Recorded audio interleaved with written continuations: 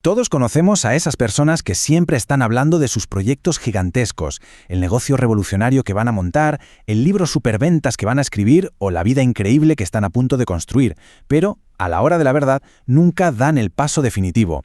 Pues resulta que la psicología ha descubierto algo súper contraintuitivo al respecto. Quienes más hablan de sus metas suelen ser los que menos las alcanzan. Y atención, porque no es por falta de ambición ni por pura pereza, es literalmente porque su propia química cerebral les está jugando una mala pasada.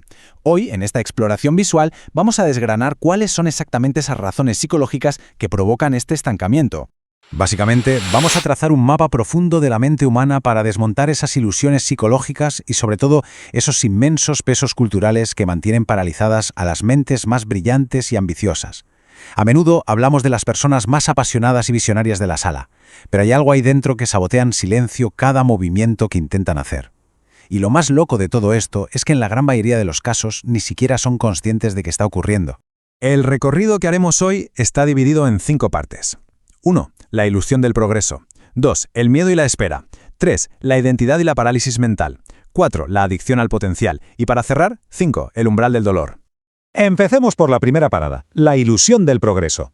Esta primera trampa es engañosa a más no poder. Todo se reduce a un pequeño pero crucial fallo en el sistema: la absoluta incapacidad de nuestro cerebro para distinguir entre imaginar un resultado de éxito y lograrlo de verdad. Fijaos, cuando alguien se visualiza triunfando y alcanzando la meta de sus sueños, el cerebro libera unas pequeñas pero potentes dosis de dopamina. Químicamente se siente exactamente igual que hacer un progreso real. Esa recompensa nos da un subidón tremendo que, de forma superirónica, neutraliza por completo la urgencia de ponernos manos a la obra. Es decir, da la sensación de haber avanzado kilómetros cuando en la realidad no nos hemos movido ni un centímetro del sitio. Es un poco como si alguien estuviera muerto de hambre y le enseñáramos la foto de un plato delicioso. Durante un segundo, el cerebro reacciona.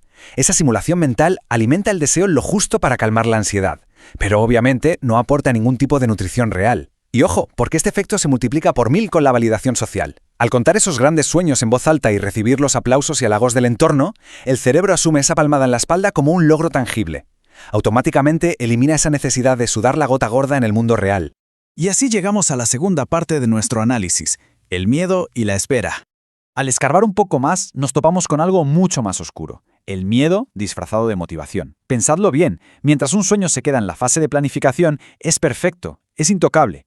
Y aquí entra en juego el inmenso peso de la cultura hispana, donde el fracaso no es solo un tropiezo personal, sino algo profundamente comunitario. La inacción se convierte pura y simplemente en un mecanismo de supervivencia. Nuestro cerebro prefiere quedarse quieto para proteger no solo la autoimagen, sino el honor y la reputación de toda la familia. Enfrentarse al famoso ¿qué dirán? O aguantar las bromitas en la cena de Navidad supone un riesgo social tan bestia que la mente prefiere 1000 veces el refugio seguro de los sueños eternos. De ahí nace lo que llamamos la parálisis por preparación. Seamos sinceros, la verdadera preparación llega casi siempre después de haber pasado a la acción, no antes. Uno empieza a caminar y por el camino se vuelve competente. Sin embargo, el cerebro es un maestro creando objetivos móviles para justificar el retraso constante. Siempre hace falta ahorrar un poco más de dinero, tener un plan de negocio más bonito o investigar durante otro mes más. Se utiliza esa eterna preparación como el escondite perfecto para no empezar nunca. Y dentro de este contexto cultural, es fascinante cómo una expresión tan bonita y llena de fe como «si Dios quiere» acaba siendo secuestrada por nuestra propia psicología. De manera totalmente inconsciente, el cerebro adopta esta frase como la excusa culturalmente aceptada perfecta para aplazar las cosas. Básicamente, se convierte en una forma de delegar la responsabilidad de empezar mientras nos quedamos sentados esperando un momento mágico y perfecto que, admitámoslo, nunca va a llegar. Pasamos ahora a nuestra tercera sección: identidad y parálisis mental. Esta parálisis nos lleva de cabeza a un problema enorme, que es el desgaste físico brutal que conlleva. No hablamos solo de quedarse sin ideas, hablamos de un drenaje total de energía. Imaginemos que el 95% de nuestra energía vital se esfuma analizando cada posible resultado, prediciendo catástrofes y sobre todo sopesando cómo va a reaccionar la familia. Ese peso existencial obliga a la mente a correr una maratón agotadora antes incluso de que suene el pistoletazo de salida. Es normal que al llegar el momento de actuar de verdad, el depósito esté completamente vacío. A este agotamiento hay que sumarle un tremendo choque de identidades. La principal función del cerebro es mantener un comportamiento coherente con lo que creemos que somos. Y en muchas familias hispanas hay historias muy arraigadas del tipo «somos gente trabajadora, no empresarios» o «esas cosas son para otros». Cuando alguien intenta saltar hacia un objetivo ambicioso, se desata un conflicto interno colosal, porque tomar acción significa ir en contra de toda esa narrativa familiar.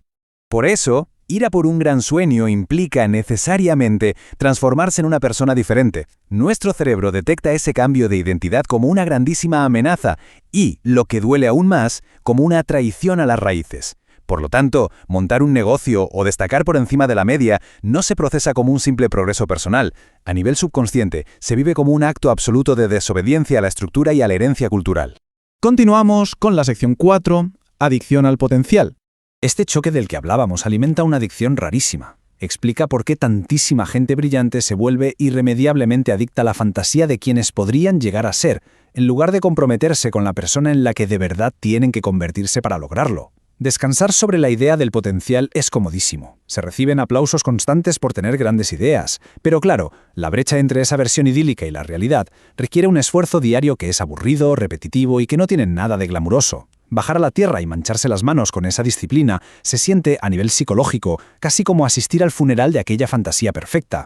Y para rematar, este efecto empeora muchísimo por culpa de cómo romantizamos el talento innato. Desde la infancia se alaba exageradamente a quien tiene un don o facilidad natural para hacer algo. El resultado, que la gente evita a toda costa someterse al trabajo duro por el miedo a fracasar y demostrar que quizás no tenían tanto talento natural como todo el mundo pensaba. Es un mecanismo de autodefensa de manual. Y finalmente entramos en nuestra última parada, el umbral del dolor. Todas las fuerzas ocultas que hemos estado viendo, desde esa simulación mental del principio hasta el pánico al rechazo familiar, consiguen sobrevivir por una única y gran razón, que es la pieza definitiva de este rompecabezas: todavía no se ha tocado fondo. Mientras el dolor de quedarse exactamente en la misma situación siga siendo soportable, nuestro cerebro siempre va a elegir no hacer nada. La inercia va a seguir mandando hasta que el sufrimiento de estar estancado se vuelva absolutamente insoportable. Y aquí está la gran clave de todo este análisis. Tocar fondo suele ser el único evento capaz de romper el poderoso hechizo del «ya lo haré mañana». Cuando se acaban las excusas y el inmenso peso de ver cómo pasa el tiempo supera por fin cualquier miedo a las críticas o al fracaso social, es justo ahí cuando se hacen añicos todas las ilusiones de la mente. Y dar el paso se vuelve completamente inevitable. Así que para terminar, nos queda flotando en el aire una pregunta muy provocadora. ¿Cuál de todas estas fuerzas ocultas está llevando el control en este preciso momento? Hacer un ejercicio de honestidad y analizar de forma imparcial qué mecanismos cerebrales o qué cargas culturales están frenando nuestro progreso es siempre el primer paso hacia la libertad. Darnos cuenta de que la mente siempre va a preferir la comodidad antes que los grandes sueños puede ser la chispa definitiva para por fin salir del mundo de las ideas y empezar a construir en el mundo real. Gracias por acompañarnos en esta exploración visual y hasta la próxima.